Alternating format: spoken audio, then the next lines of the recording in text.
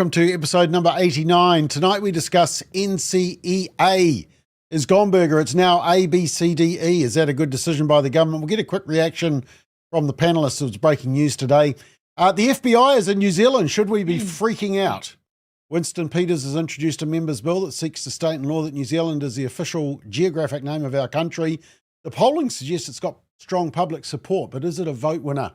Should the taxpayer be funding Shortland Street and celebrity Treasure Island? Will a two-state solution stop the bloodshed war and terrorism in Israel? And well, we're going to go fast tonight because we've got a few topics to get through. We might talk about the loneliness epidemic in New Zealand and should we ban gas and oil exploration. Without further ado, let's meet the sterling panel tonight. Handsome lot. If anybody wants to know what a woman is, well, tonight you're going to find out because we've got three women panelists. Firstly, Tanya Unkovic, how are you? Very well, thank you. Very good to be back. Nice to have you on board. Susie Miller in South Auckland, how are you? Yeah, I'm good. Hello. And cold. Sue, I know it is cold. Sue Reid in Masterton, where it's colder. How are you, Sue? Back in Masterton after our trip up north. So the old heater is on in here too. So that's how cold it is. So okay, well, I bet it's not as cold as where Peter Williams is because he's in Antarctica. How are you, Peter? No, just in the heart of beautiful sunny central Otago, -5 at 8 o'clock this morning. But it was lovely and sunny by the time we teed off at 11 o'clock, Bob, so no problems. Okay, just to wind you all up, there is a new book out. After you've read Jacinda Ardern's book, there's a new book to read. Here's a little intro to it. Just over a year ago, I launched my campaign for President of the United States. 107 days, traveling the country, fighting for our future. The shortest presidential campaign in modern history. Yeah, well, fortunately it was short. It was 107 days, apparently not the shortest in history because there was a Democrat in early 80s or 70s, was it, who only ran for 48 days. So it was a porky right from the start. But anyway, it's a book about they, them, and why we should abort the unborn child. So that's the Christmas present coming your way, team. I might send it now because you can use it to stoke the fire. Right, there was some breaking news today, and that was about NCEA, and let me just play you the announcement. Today, the government is announcing that we are proposing to replace NCEA with a new national qualification that better ensures our young people are ready to take on the world. Although well-intentioned, the heavy flexibility in how students can go about attaining the qualification is too often not preparing them as well as it could be for life beyond school. And while it has delivered in some areas, we have heard and seen that the flexibility has gone too far and that the complexity has masked poor performance. And I have to admit to all of you here in the room, and probably everyone in New Zealand who's watching, as a parent, even I did not understand NCEA. I had years of navigating my daughter through it, and it didn't make sense to me that an E is better than an A, why you can get credits for having a part-time job or participating in a group activity or filling in forms. I didn't understand why the children said to me, we don't need to sit the exam because we have enough credits already, and coming out of an exam, a 3-hour exam after only an hour, and saying, that's okay, Mum. Yeah, so there's apparently we're going back to a focus on literacy and numeracy. English and maths are required subjects for students, and then year 12 and 13 we're going back to the NZ Certificate of Education and the New Zealand Advanced Certificate of Education. Took a long time thinking about names for that one.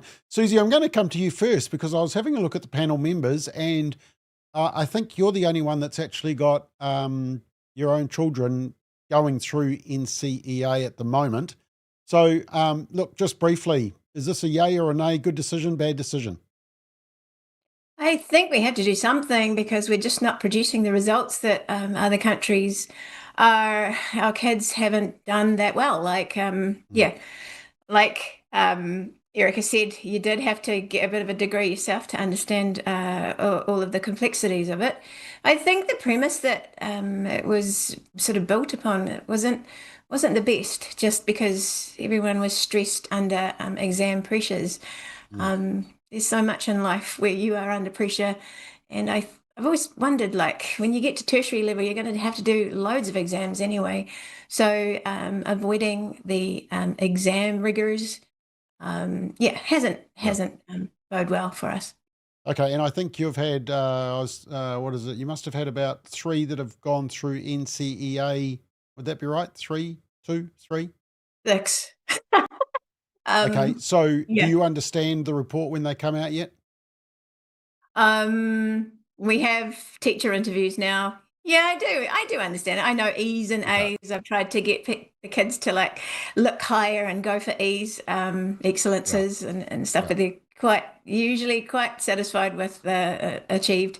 It just they don't have no better not being stick to my kids, but they don't have the competitiveness that we had. Like you just. No. It's embarrassing if you don't get your school C and your sixth form cert and your bursary. So They don't have the stress that they get when they come to university as well. So, university, they sort of go back to traditional exams, and then the kids aren't sort of used to that pressure of having to learn under the pressure cooker. Doesn't set them up. No. So you've had 2 that have, did they go through NCEA? Well, one did and one kind of, I don't know, still don't know to this day what they achieved.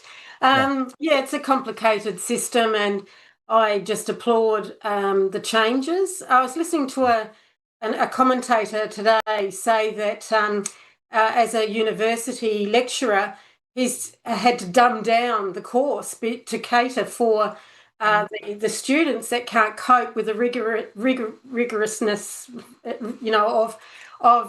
of university. And I think that sometimes we say, oh, kids under stress under exams. I hated exams too. But by doing exams, you learn to master that tension and that stress, and you time manage. And they're all skills that set you up for the bigger world. And the business world does not reward aspirational efforts. This is a step into the real world. It puts us in equal footing with the rest of the world, and we still want to measure. We still need to measure things. So, look, it's not important. Wasn't important for what my children decided to do. There were some elements and some studies for my daughter to go in the field that she went into, but I just think that it can be. It needs to go back to this measured system, and we've got to test ourselves from a young age. We've got to learn to test ourselves under that pressure, under that stress, and that can be through exams. And learning maths and English would also be helpful as well. We're just getting a little bit of feedback saying that the Facebook feed wasn't working that well, but it's all go and it's 100% now, team. So hang in there, and it should be online. Tanya, when you were in Parliament, were you getting much feedback about NCEA and frustration from parents? Yes, and I used to pass it on to my colleague because I still didn't understand NCEA, and so I'm kind of glad I don't have to learn it now. Yeah. Look, I'm a school certificate university entrance girl, and I think it's great to have that measuring stick, to be honest. Instead of a mamby-pamby kind of measuring. So to be able to have a percentage, I feel is really good, because someone may strive for just another couple of % more in their next exam, So sometimes that increase just is a tiny increase, and that in itself makes you want to work harder. So I think it's a good thing. The other thing I wanted to mention was that it's great that it's back to reading, writing, arithmetic. All of those basics, really get a good foundation in those areas, and that'll set you up in other areas. So, and I like the discipline, and always did like the discipline of having to do an exam. And if you are learning those skills of discipline early, it will be wonderful later on in life. Peter, do you think our kids are going to be able to cope with exams and actually, passes and fails and grading? I mean, that's going to be pretty tough on them. Yeah, it won't happen immediately, and it might take, heaven forbid, it might take a generation or so before kids get used to exams again. Remember back in the old days, and gosh, it was 1969 when I sat school certificate, only 50% of those who sat it passed in those days because they had scaling, and they scaled up and they scaled down. And that to me was always a stupid system. So half of those that sat school certificate were always destined to fail. And that was, to my mind, very unfair. I hope the new system which comes in the equivalent of the old sixth form. What is it? The National Certificate of Education. It's going to be graded A to E. I hope there is no scaling up and scaling down. Everybody is going to get a mark appropriate to what they actually achieve in their exam. I'm really pleased we're going back to exams because, as all the other panelists have said, you have to, at some stage, front up under some pressure in all walks of life. So why is it not a good idea to start when you're 16 years old?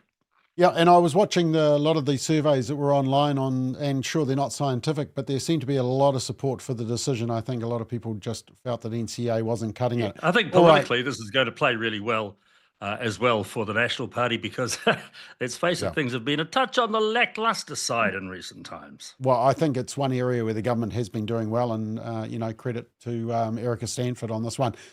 Just needs to get RSE, relationship, sexuality, education out of schools, and she'll get 100%. Right, let's move on, team. The FBI is in New Zealand. Should we be panicking? Today, the announcement that we are opening up our law enforcement attaché office here in Wellington shows the world that the FBI is actually prioritizing a permanent presence across all Five Eyes countries. And here in New Zealand, we had not had that until this historic moment. So we were truly humbled with the reception that we were given. And we are really looking forward to working on this partnership and growing it throughout the Indo-PACOM region. Some of the most important global issues of our times are the ones that New Zealand and America work on together. Countering the CCP in the Indo-PACOM theater, countering the narcotics trade, working against cyber intrusions and ransomware operations, and most importantly, protecting our respective citizenry here in New Zealand, at home in America, and across the world. We cannot do that without our partners here in New Zealand, and our permanent presence here through our law enforcement attaché office is a step in that direction. All right, bit of a surprise announcement. The media were kept in the dark, and I think this actual announcement caught the government off guard as well. Tanya, I don't want you to betray any confidences that you had while you were in Parliament, but in terms of the New Zealand-America relationship, is this a good move?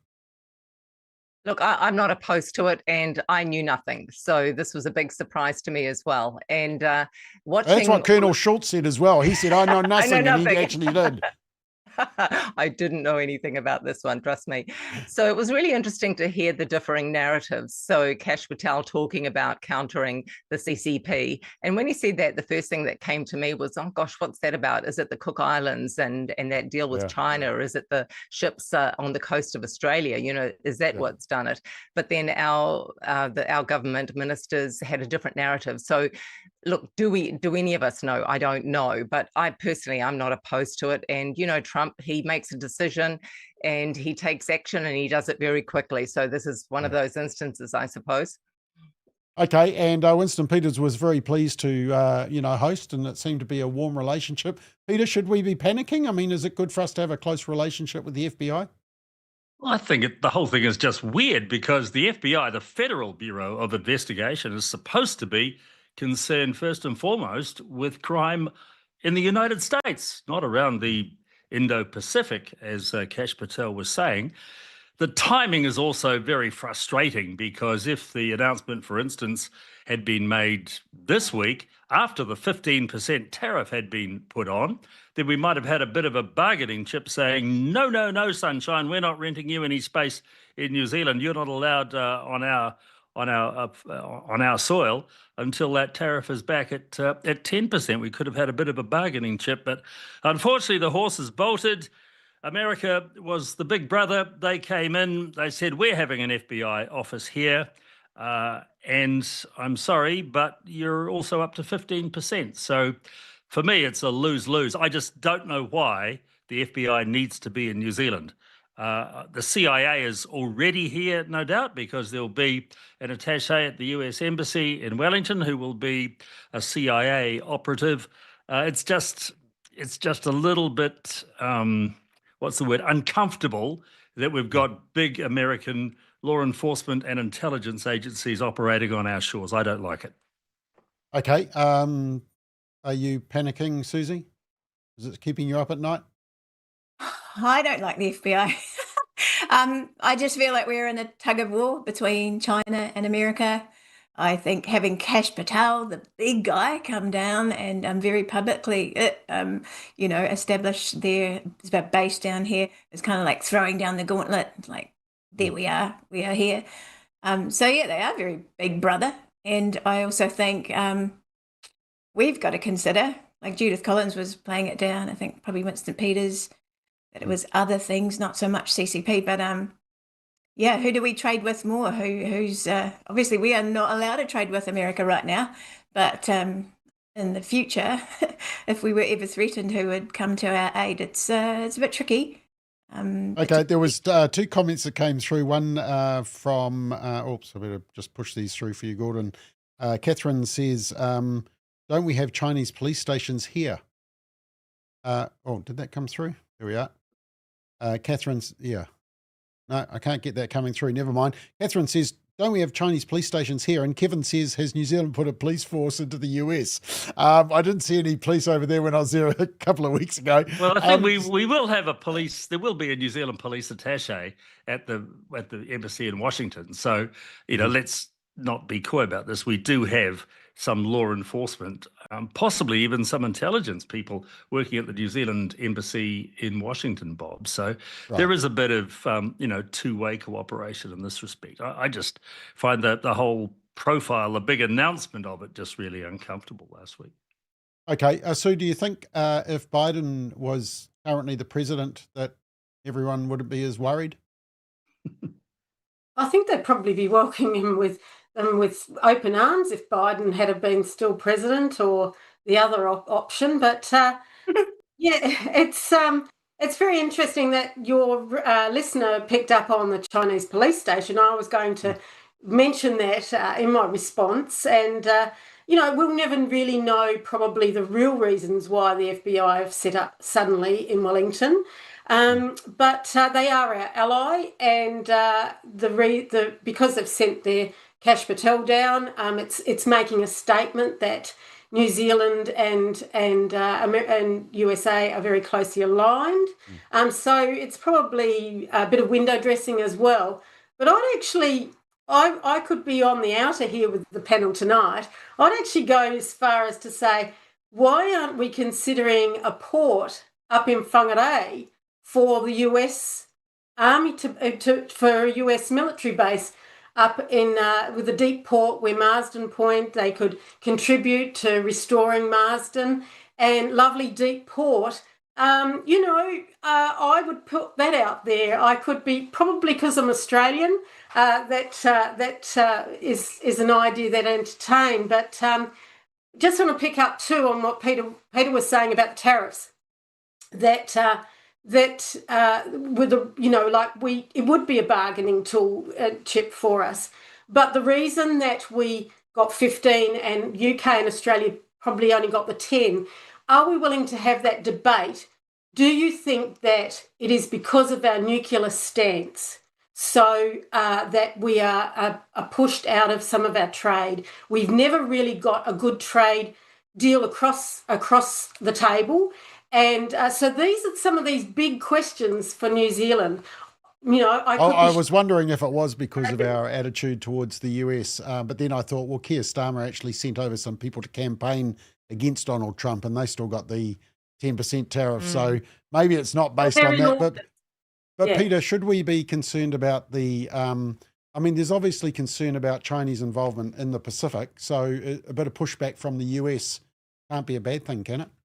Well, yes and no, but we essentially are not going to be involved militarily, I would hope not, in any geopolitical world conflict. I would like to think that if it is China v US, say, over Taiwan, the New Zealand military has got to stay out of it. I would be appalled if New Zealand military got involved in the action in the Straits of Taiwan. It would just be beyond the pale as far as I'm concerned. New Zealand has a very, very fortunate geographical position on the planet. It's well out of the way, and I think we should be very keen to take advantage of that. Sue, I thought you were a lovely pacifist woman. I can't believe that You want the She's American Australian. military. Got to fight. Yes, well, of course, the Aussies have been conned already with the Port of Darwin, haven't they? And they lost that one big time with the Chinese in there. I would just be, I would be, I'd have to emigrate, I think, if the Americans came into Whangarei. Marsden. Such a perfect opportunity. Eh?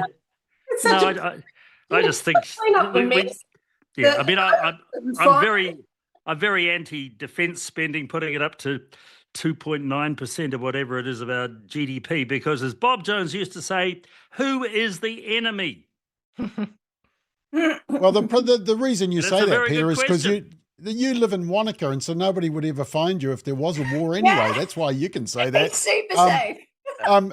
Tanya, I know that you know nothing, which is fine, but just in terms of when you're in Parliament, I mean, how much concern was there about Chinese involvement in the Pacific, even going into the Cook Islands? I mean, it's soured the relationship with the Cook Islands, hasn't it? Look, there wasn't a lot of talk about that. I don't know if you noticed that the narrative did stop quite quickly on that. And I'll say it again, I didn't know anything. That's one of the benefits of being on the backbencher. I can pull that line out. But I did notice that today, Kash Patel, actually only a few hours ago on his social media, once again repeated the countering the CCP. That was one of the first things he said. Yeah. So he only put that out a couple of hours ago. So I thought, oh, that's interesting, because he's back there again in the US, and he's had a few days, yet he's still come out with the same narrative. Yeah. Okay, let's continue on. Winston Peters has got a new bill, and the private member, it must be a private member's bill because it comes through the party, one of their MPs. In fact, somebody was saying that they got so many private members' bills, they got more than actually they got MPs. I need to just check that. But anyway, this is one that says that the name of our country should be officially New Zealand. Now, the interesting thing is that Stuff did a poll on this, and actually found out that almost 2/3 actually supported that name. And there was an earlier poll that was done on a number of these controversial issues. And just down the bottom there, you'll see Change New Zealand's name. Now, 13 is 2024 result, 22% is 2022. So support for changing New Zealand's name dropped from 22% down to 13. Only 13% want to change the name of New Zealand. So the suggestion is that Winston is reading the tea leaves and can hear what people are thinking, but is it a vote winner, and is it going to go anywhere, Sue? Was that 20, when it was up to 22%, was that when we were having the flag debate?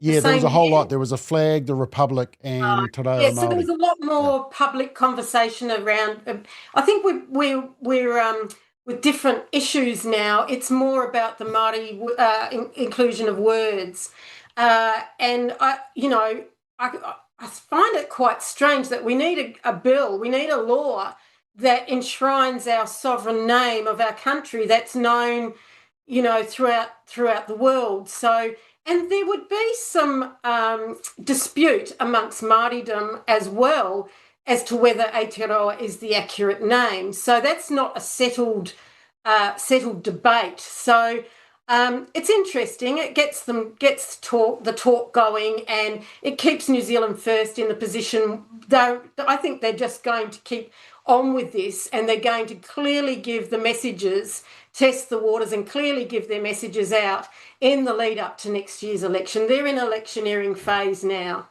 Yeah, Winston Peters was on 3 News. I know none of you would have seen it, but Samantha Hayes was asking these questions, and Winston was coming back with those exact same points that you made, Sue, and they had no response to him. But his argument is that there's been a stealth campaign by unelected bureaucrats, officials, government departments, and politicians trying to change our country's name by stealth with no permission or consent from the people. That's word for word out of his statement. Peter, do you think we need to go back to this? I mean, should there have been a bit of debate? It feels like it has been rammed down, and that's what has really got up people's goat. Well, it's been going on, I think, now for pretty close to 6 years. My recollection is that Maori Language Week, and I'm going back to my days as a talkback radio host, 2019, they had Maori Language Week in September of that year. To my mind, the Maori Language Week of that year has never really stopped. And it was about that week in September 6 years ago that the big move started to, well, we just started using more and more Māori words in our vernacular. The Aotearoa thing started at about that time. Of course, we know the hoary old arguments by now that Aotearoa was pretty much a made-up name. It may or may not apply just to the North Island, that at the time of the Treaty of Waitangi, the signing was with a body of land called New Tirani. So why have we never adopted that name? But there's only one way to settle it, isn't it? And that is to have a referendum about it. If you want to change your name, you have a referendum. We know what the outcome of the referendum will be. The Stuff poll has told us that.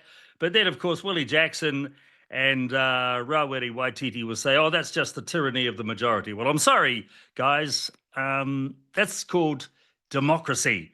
And I'm afraid that everybody who lives on these lands has the right to determine what the name of this place should be. It has been named New Zealand, and obviously I think the vast majority of us want it to continue to be known as New Zealand. About the only advantage that I can see for the country becoming Aotearoa is that we'll get to march in the Olympic opening ceremony just a little bit earlier, in fact, in front of Australia.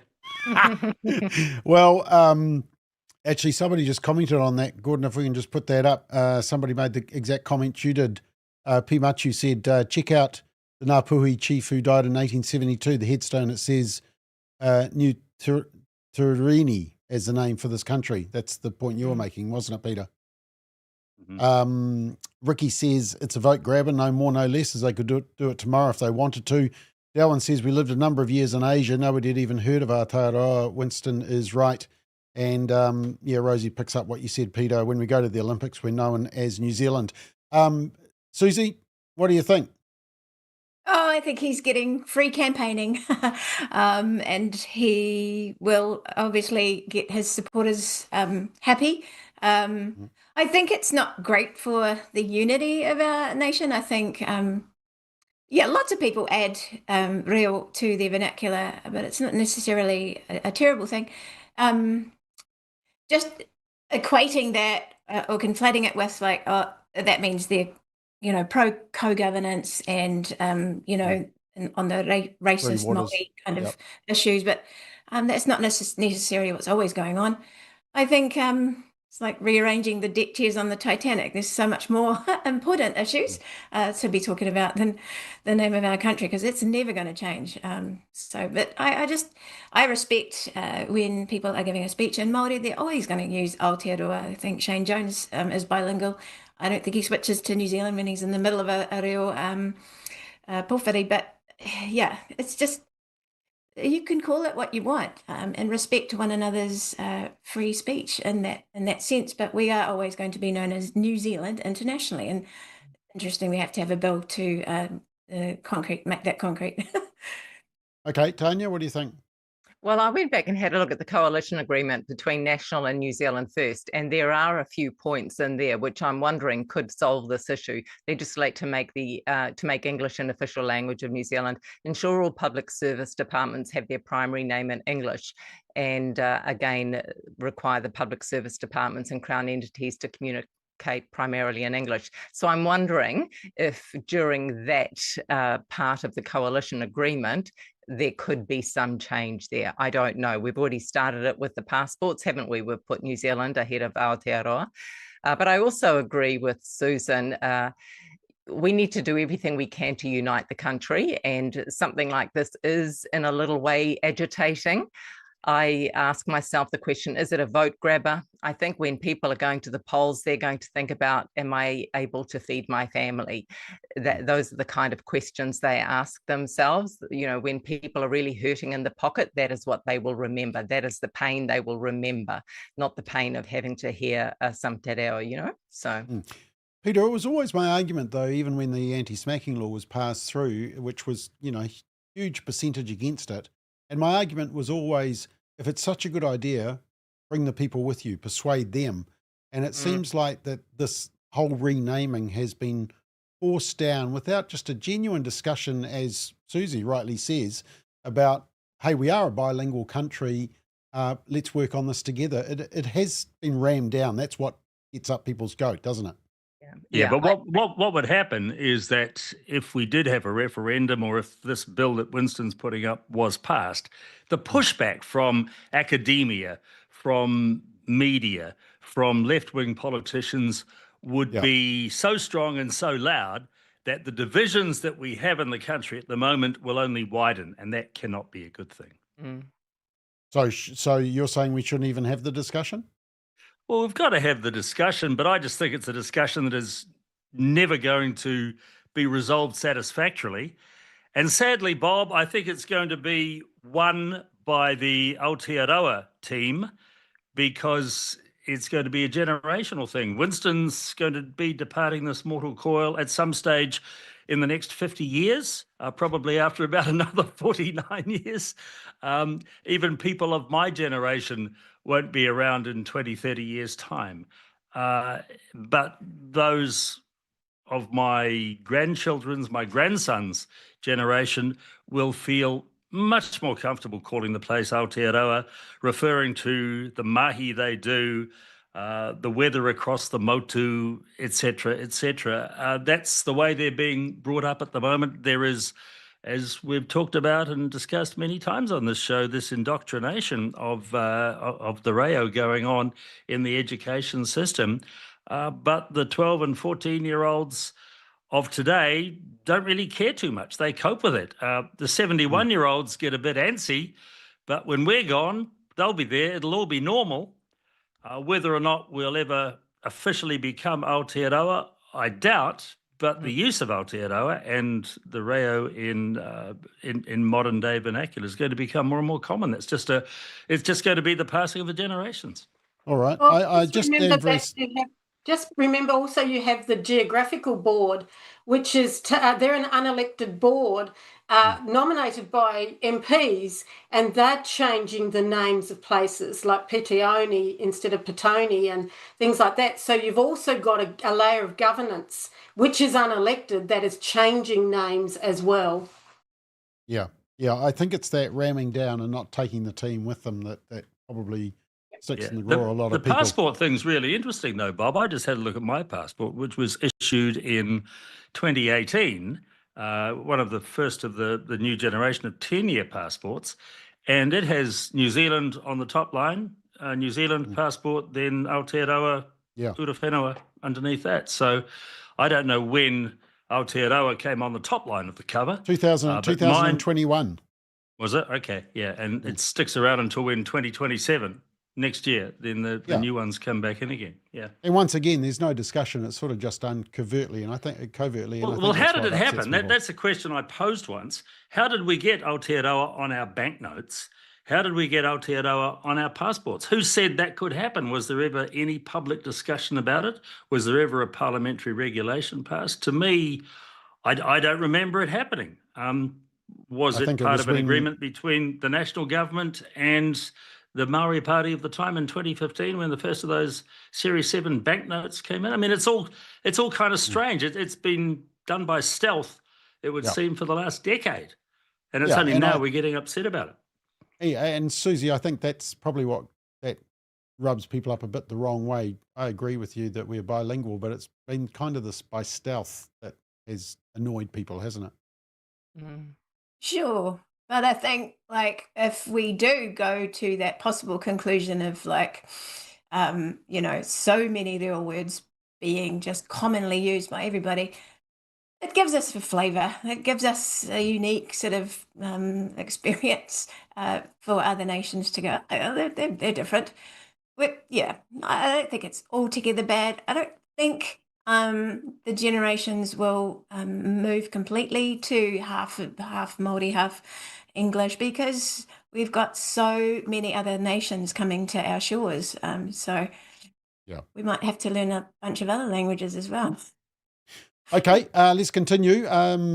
Should we be funding Shortland Street? The bad news is that New Zealand On Air, which is, of course, our taxpayer money, they have given $2.5 million so that you can have another 120 episodes. That's for next year. This year they've already given $3 million.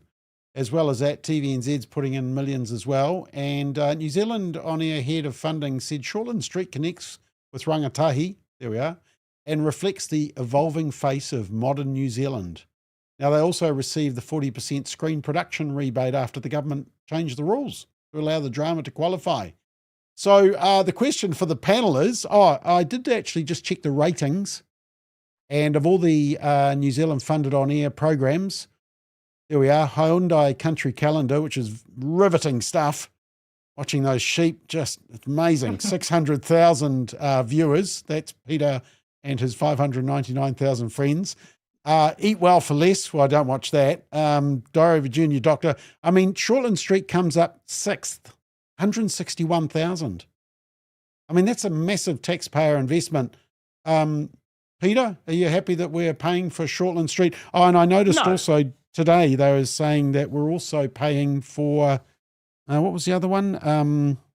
Celebrity Treasure Island, which none of us have ever been invited on. Yeah, I mean, to be perfectly honest, Bob, you're talking to the wrong guy when it comes to Shortland Street, because I've never watched it ever since it started in whatever year it was, 1991, 1992. I thought it was compulsory for TVNZ staff to watch Shortland Street. All the numbers up. No, I used to see Michael Galvin at the gym. That's about the closest I've ever come to being acquainted with Shortland Street. Those figures are pathetic, 161,000. I mean, in the money that we talked about in my days in television, that's about, 50,000 is 1%. So you're talking about 3%, 3.5%. Of the audience, 5+ watching Shortland Street. That is dreadful. And we're bailing in the them halcyon days, those numbers were 15, 17%. They were really strong. So it's obviously lost its mojo. And why we're funding it to the tune of, well, with the rebate, 20-something million is just dreadful. If a program can't stand on its own 2 feet, it shouldn't stand at all. Well, exactly right. Summed up. Sue, I mean, we don't even fund Neighbours, so why should we fund Shortland Street? I can confess I have never seen an episode of Shortland Street. It's not required viewing. The children were actually never allowed to watch it growing up. And I'm probably not fit to comment on this sort of funding of this show. I hate these sort of reality shows and things. I would say that Country Calendar is absolute prime viewing. Riveting stuff. Yeah, it is. It's fascinating. And we've had a few locals on there. And we also listen to the farming show too, Bob. So, it's that urban-rural divide. But there's a big difference between those who are viewing Country Calendar and those that are viewing Shortland Street. And you've got to look at this whole move to move production onto online and the streaming platforms and things. This is the best use of our money. And from watching my kids over the years, they don't even sit down and watch the news. They just don't sit and consume from TV. So to be honest, I thought that it had finished. It had the acts, and that they were no longer employing new actors and all this sort of thing. So the fact that they're given a lifeline kind of insults me, really. Insults our intelligence. Yeah. Tanya, do you think we should be funding sort of, these programs that are sort of quirky of New Zealand? Not when the headline says that they've been saved off their deathbed. Just the language alone tells us that, it's not worth it. Look, if they're going to do anything, maybe take it down to 1 per week. That's the only thing I would say. I've never watched it. I would rather the kids went out and exercised and did something else and spoke to each other and connecting with their rangatahi that way instead of being addicted to the screen. Yeah. There are some very funny comments coming through. Rusty, hang on, I just need to push this up. Rusty says, on the upside, this is based on what you said, Peter, on the upside, this means that our moron quotient is only approximately 3%. So that's a very good one. Stacey says, I used to be on Shortland Street. I can't believe it's still going. I have to confess, Sue, I did actually watch some of the first episodes. with my mother when I was living at home and I was studying. So there we go. I was part of the You're not in overhaul Guatemala program. now, Dr. Roper. I know, that's exactly it. That's why I knew who you were talking about when you said you went to the gym with, what was his name?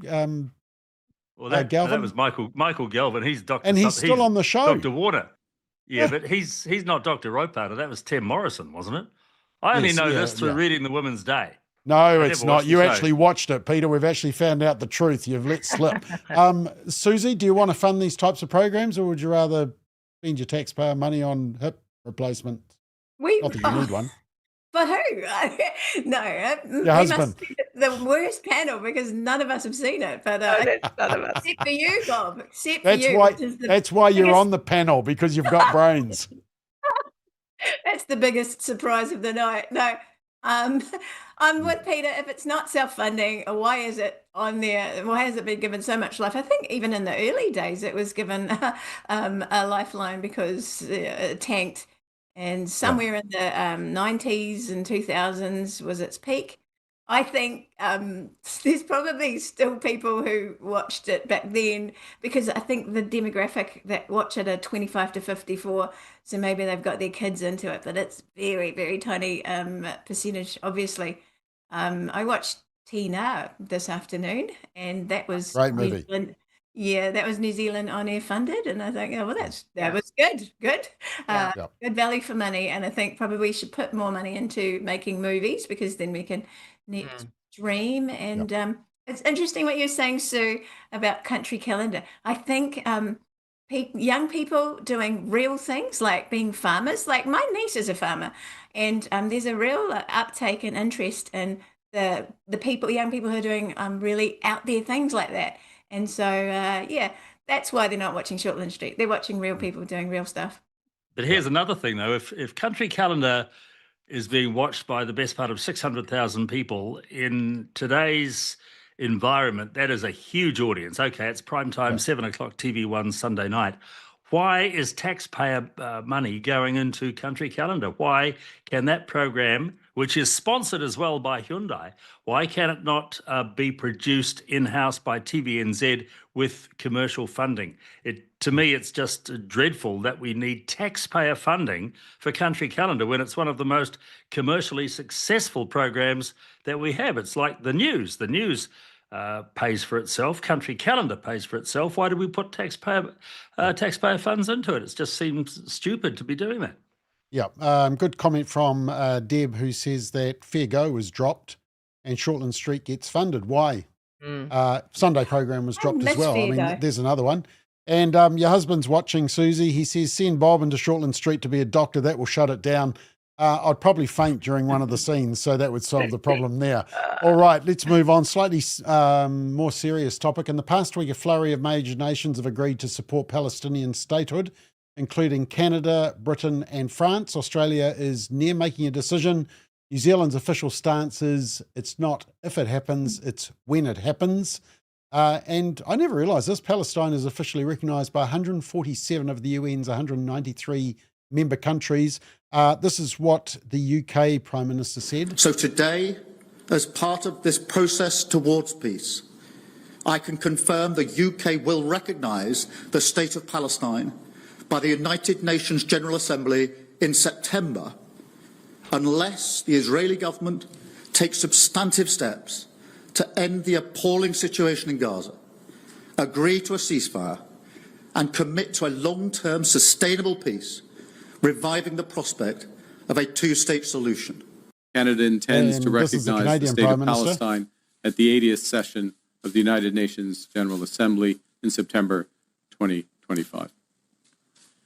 This intention is predicated on the Palestinian Authority's commitment to much-needed reforms, including commitments by the Palestinian Authority's President Abbas to fundamentally reform its governance, to hold general elections in 2026 in which Hamas can play no part, and to demilitarize the Palestinian state. Canada reiterates that Hamas must immediately release all hostages taken in the horrific terrorist attack of October 7th, that Hamas must disarm, and that Hamas must play no role in the future governance of Palestine.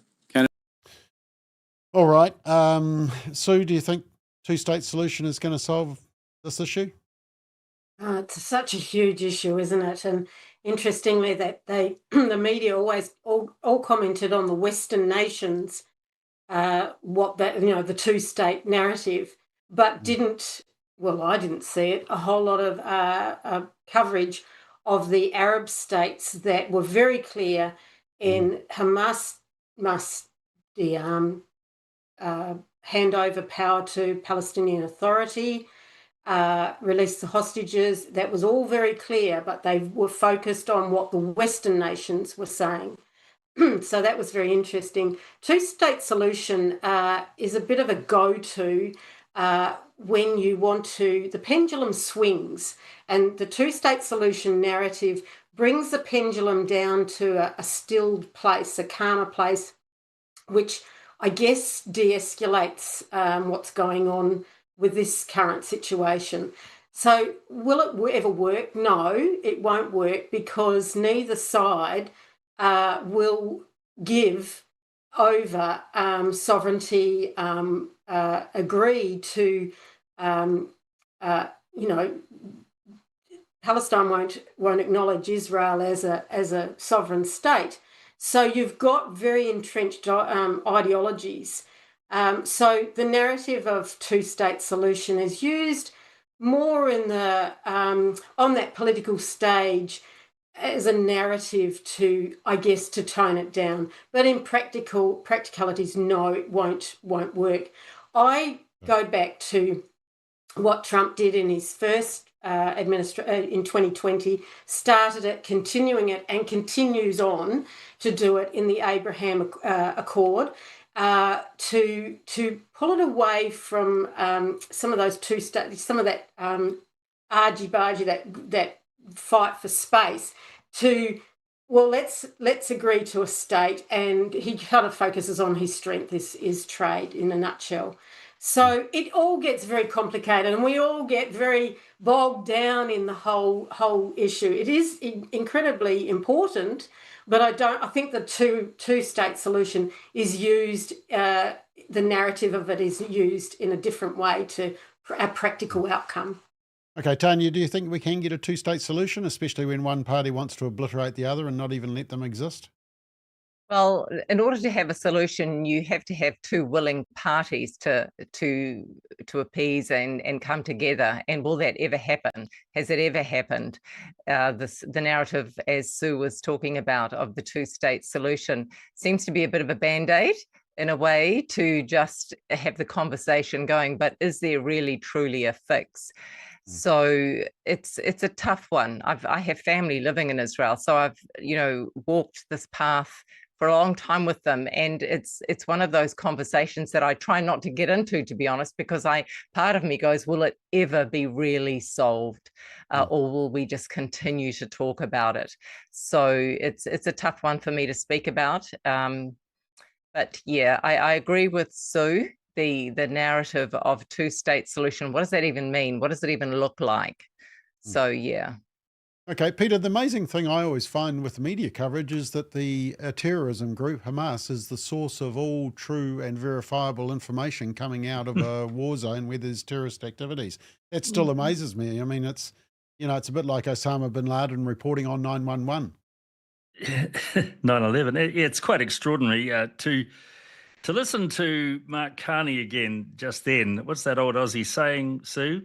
You're dreaming. It's just extraordinary that he wants, well, of course he wants Hamas out of it, but if the Palestinian Authority, Mahmoud Abbas and his people across Israel on the West Bank, if they cannot deal to Hamas, then what chance has the rest of the world got of dealing with Hamas? Mark Carney says he wants Hamas out of any elections. What is the Palestinian state? Surely it's the West Bank and it's the Gaza Strip. The Gaza Strip is controlled by Hamas. Until Hamas is comprehensively defeated and basically obliterated, there can be no solution in that part of the world. This has been going on now for a century and, 8 years, since 1917 in the Balfour Declaration. 1948, we created the State of Israel, and it's been tension ever since. Meantime, the Gazans have multiplied. In 1960, what was the population of the Gaza Strip? Something like 350,000 in the space of 65 years. Extraordinarily, that population has become 2.5 million. There is just no solution. It's absolutely impossible. And still, we believe the stories from Hamas, despite the fact that it is propaganda of the highest order that they are putting about, and it's just extraordinary that so much of the Western media laps it up. Kevin says, just in relation to that, Ishmael and Isaac have been fighting for thousands of years. The insidious thing about it is they draw other countries into their conflict who have no reason to do so. BMW says, why not a single Arab country recognizing these Gaza or even taking them? Because Palestine basically is Hamas. Didi says this is not about Palestinians having a homeland. It's about getting rid of Israel. Nancy Margaret says they had a state. It is Gaza. How did that work? Well, I guess it's their own independence, I guess they're talking about. So you're talking about a three-state solution then, is it, Bob? Yeah, well, no, BMW says you're spot on, Peter. Palestine state was an invention of Yasser Arafat in 1967. So, Sue, can we see peace, or is this, I mean, it's interesting, even the Arab countries don't seem to be fully backing up the Palestinians. Interestingly, the aim is to normalise relations between Israel and other Arab nations. You've got to keep in mind too that when we talk about two-state solutions, how many negotiations have been on the table, and who has broken those agreements down. It's never been Israel. It's always been, Arafat. It's been the Palestinian side that has always wanted more. And interestingly, when you had the Arab nations come out and say, basically, Hamas, we want you out so the Palestinian Authority can be in reign again under Abbas, I've lost my train of thought there. I was interested that they brought up Mahmoud Abbas because I think he's 89 and we've never actually heard of him, and suddenly he's going to be the absolute wonderful statesman that is going to solve all the problems. Hamas pushed back at that and said, "Oh, actually, we've seen all the protests around the world. It emboldened them." That was what my point was going to be. That Hamas was emboldened. And goodness, I was so ashamed of the Sydney Harbour Bridge. Yeah, it was all those Australians on the Harbour Bridge yesterday. That's emboldened them. So then Hamas yesterday in the reports was, "Oh yes, well we want this and we want Jerusalem to be our capital city." So it's gone from this to this, and they'll never agree. But just keep in mind that it has been, I think it's about 5 times that they've tried to get an agreement across the line, and it has been the Palestinian side that has broken down has pulled away from those agreements. Yeah, well said, Sue. I meant to say Susie actually, so you got a bonus there, Susie. I mean, my argument has always been that if the Israelis, if the Palestinians put their arms down, or the Hamas put their arms down, there'll be peace. If Israel puts their arms down, there'll be no Israel. Can we ever see peace in Israel, Susie, do you think? I don't think there's any logical negotiations that can happen at an intellectual level. It's insane. And like everybody knows, there's no future for Israel should there be a two-state solution, because, they're just not wanted. I think on a philosophical level, the world's rejection of God has meant that it's the worst time I've ever probably encountered in my lifetime. I'm only 52, but just the world's sort of anti-Semitic uptake, and just Sydney, gosh, you terrible people, but just all around the world.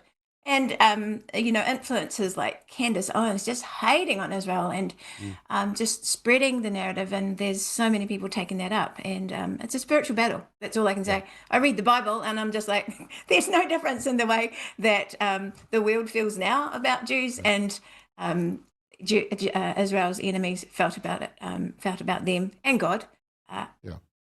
Tanya, in terms of your friends, are they feeling I mean, they're living in Israel, but do they feel that kind of anti-Semitism that is rising around the world? They do, yeah. No, they're my first cousins.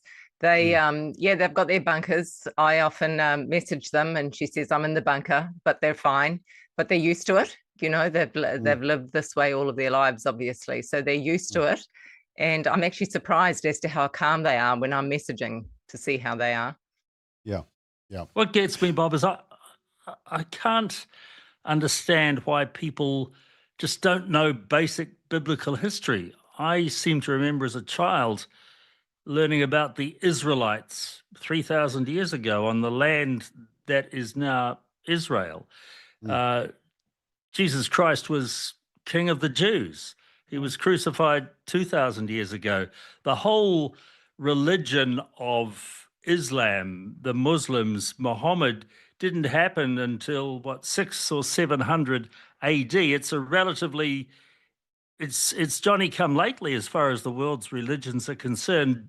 Israel is the spiritual home, the ethnic home, the indigenous home of the Jews. Why do people not allow that fact, that historical fact, to be recognized?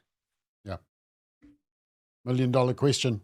Right. Just now, we just got one more topic that I just want to cover about loneliness. But just before we do that, quick little plug about a very important event coming up at the end of this month. Hey guys, I'm Israel Folau. And I'm Maria Folau. And we're looking forward to sharing our story with you at the upcoming forum on the family in August. It'll be the first time that we share our side of the story with you in New Zealand. We're excited to tell you about our experience, how much it has strengthened our faith, our marriage, and we hope that you feel very encouraged by it. We'll do an interview with Bob, and we hope you enjoy it.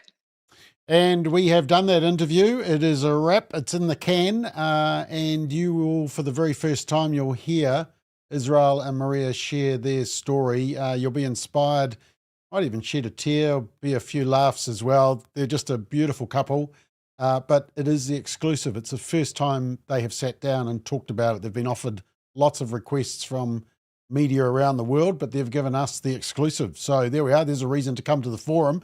And Peter Williams is going to be at the forum as well. In fact, all the panelists are going to be at the forum. So there we are. There's your incentive. Some great speakers there. Right, okay, forum on the family.nz team, get in quick. Registrations close in 2 weeks, so not too long to go. Just one more topic. Bob, is Israel still playing? Yeah, he's playing in Japan, and that's why he can't come. They really wanted to come to the conference, but he's in Japan at that time. So we were able to catch them in Brisbane just before he flies up to Japan for the start of the season. So yeah, we're very privileged to have that interview at their house in Brisbane. Right. Do we have a loneliness epidemic? There's a study done in Australia, and they found that 2 in 5 young people, so 40%, are lonely. And so that's between 15 to 25.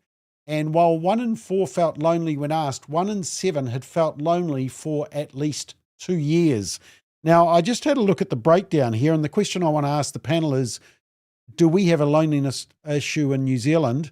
So they found that people were more likely to be lonely if they had low physical activity, low community participation, if their partner was pregnant, which is kind of weird for 15 to 25-year-olds. And look down the bottom there, low parental relationship satisfaction and not seeing friends. Peter, have we got a loneliness epidemic in New Zealand? Do you think our younger generation are growing up more isolated, despite the fact that we have this social media? I can only speak personally. I see my grandchildren heavily involved in sports, cultural activities, doing lots and lots of things. My own children cannot be lonely because they're running around after their kids all the time. and that means that they're engaging with other parents. I don't know. I certainly am not lonely, but I find it intriguing, some of the reasons that people do get lonely, because you have poor relationships with your parents, that you are not involved in a physical activity. And I think that it's been well proved over time, hasn't it, that if you don't exercise regularly, you are prone to bouts of depression, or you are more prone to bouts of depression.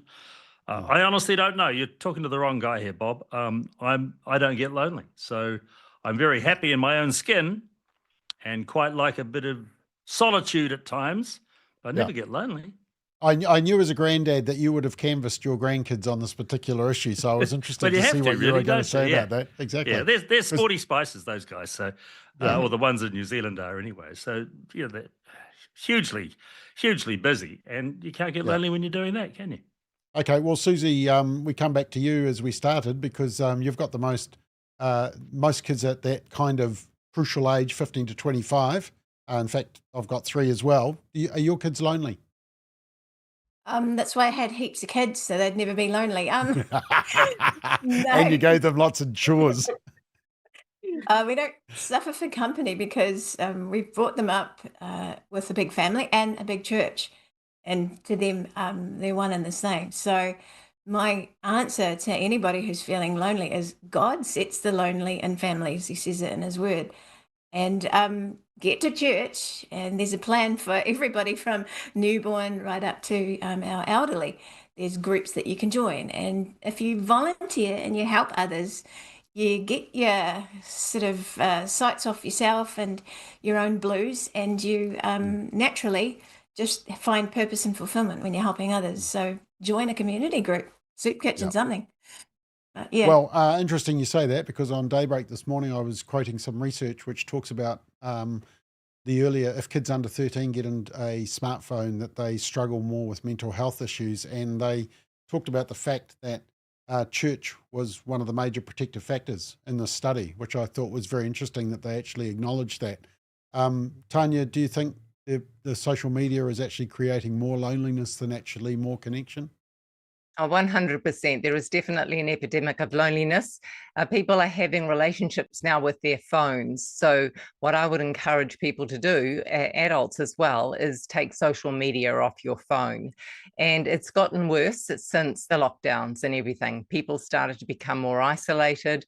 People lost confidence because they weren't going out, so they weren't socializing. So a lot of damage was done during that time, and hence the mental health issues. Loneliness leads to excessive food, alcohol, you name it, excess of everything, excess pornography. So it really is bad, but also for the seniors as well. Single people really struggle with loneliness, and sadly that's what leads them to jump into another relationship, because the pain of being lonely is probably easier than being alone. Did I get that right? Anyway, so it's most definitely an issue. That's why in Parliament I always used to speak up about the family and keeping the family together, because that is one of the things, one of our greatest human needs is the need for connection. So start with your family. And I would always advocate for the family. Do what you can to help someone else. As Susie said, it's the fastest way to get out of yourself is to help someone else. So there are so many tools, but the first thing is to actually acknowledge it and to be okay in being open and saying to someone, hey, I need a bit of help. I need an ear. But also it's good for us humans to pick up the phone and just ask someone, how are you? Because there's always someone out there who is alone and suffering, and we should all do our bit in checking in on people. Don't underestimate what the lockdowns have done. Sue? Me? Yeah. Sue this time, not Susie. Susie had a turn. Sorry. I shouldn't roster Sue and Susie, eh? Well, we won't talk about that because I get called Susie in Australia. We have I agree wholeheartedly with the other panelists, and pick up on what Tanya was just saying too. I'd call it a disconnect with not so much young people, but even people in my age group have an issue with it too, a disconnect, because and young people talk through apps. You know, and do you remember when Professor Robert Winston did that documentary about children and about babies being able to read faces, and which promotes empathy and feedback, and it regulates your behaviour. We talk, you know, a lot of, we as adults do it too. We talk through apps, and I don't want to ring them, I'll just message them. We get lazy with our communication. So I think that probably adds to that loneliness. We tend to then isolate ourselves. And are we losing the art of the skills of communication to effectively communicate and be part of groups? Oh, I don't want to go out to that. It makes me feel uncomfortable.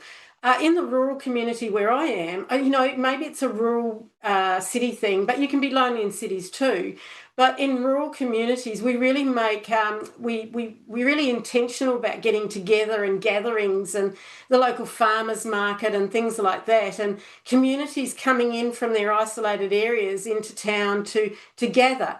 So where do you gather in cities? Yes, churches are a great place for those sort of things, but where do we gather in the cities and have those times where we can, you know, just strengthen our ability to communicate and not, default back to apps and lazy thinking and lazy communication. Yeah, the trouble with living in the city is we spend most of the day tackling the traffic on the motorway going to and from work. And then when we get home, we've got to clear our 1,000 emails, so we don't actually have time to talk to anybody. But anyway, we were told that emails were going to help speed up things so we could do all the family stuff. Just speaking of family, Peter, I don't know if you saw it, but there was a fantastic article in the Sunday Star Times, surprisingly, on Bowden Barrett, talking about the importance of family, that rugby isn't everything, that his marriage is most important, and being a dad. Talked about his sister who has Down syndrome. It was just a amazingly positive family first article. So there we are. Google that. Well, Bowden's Barrett. From how many Barrett kids are there? 7. When the old man Smiley Barrett, Kevin, stopped playing for Taranaki after about 350 games, he said, "Okay, I'm going back to the farm now to make a few All Blacks." Never was a truer word spoken. Wow. 7 kids, 3 of them All Blacks. Amazing, amazing. All right, we are out of time. You've done very well. We got through 7 topics tonight, so that is sterling performance. Lucky I all gave you a V drink to drink before we started, so you had that extra energy. Tanya, thank you very much. Susie, Sue, Peter, great job. And thank you, team. Sorry we didn't get through to it. Somebody keeps saying that the longer the program went on, the slower our speech got. But I think that's a technical issue at your end because nobody else was complaining about that. Anyway, have a great night, team. Thanks for watching, and Straight Talk will be back next Monday night. Good night.